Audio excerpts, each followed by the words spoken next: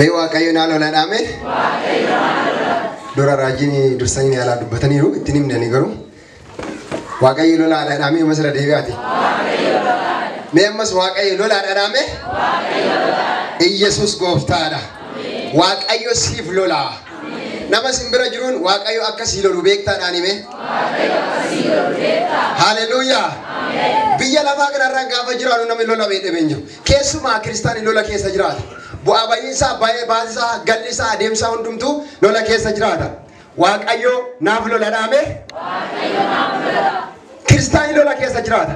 Waaqayyo garuu isaaf lola. Isaayyaas 81 lakkoofsa 14 irraa dhiifama faarfannaa 81 lakkoofsa 14 irraa wal wajjin dubbisnee itti fufna.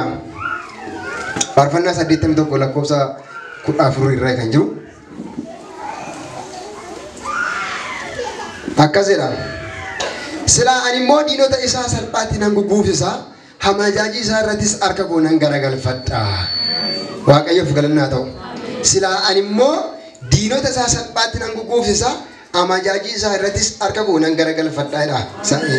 Faarfannaa 81 lakkoofsa 14 irratti waaqayyo siif lola. Iddoon jalqaba yeroo kadhannaa keessa jiru dubbise ba'uu 14 lakkoofsa 13 hanga 14 irra kan jiru isin dubbise.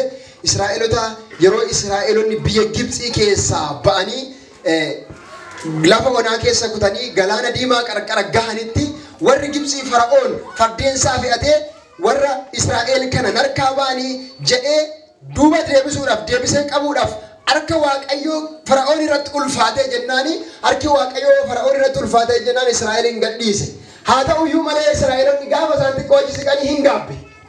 Gaabbeetu loltoota isaa fardeensaa waan qabu hundumaa fudhatee ka'eetu duukaa deeme. Sabni kun jedhe bara baay'eef garboomfatee hojjechiifataa waan tureefi akka barbaadetti saba sana ergataa waan tureefi kanatti irratti irra dhanee waan yaadeefi Fara'oon sassaabbatee duukaa deeme. Waraana isaa humna qabu hundumaa fudhatee duukaa deeme. Sabi Israa'eel karaa galaana qarqara karaa diimaa ba'anii fuulduraan galaanatu jira. Duubaan immoo Fara'oon dhufee irra ga'eera. Sabni sun maal keessa gaarii marfama keessa galan jechuudha. Karaa tibaan mirgaan bitaan karaa hundumaa marfama keessa galaniiru.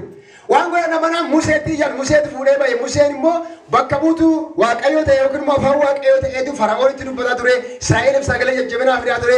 Kallattii adda addaa itti dubbataa ture. Waan godhan nabaniitti isaan dhiifama Musee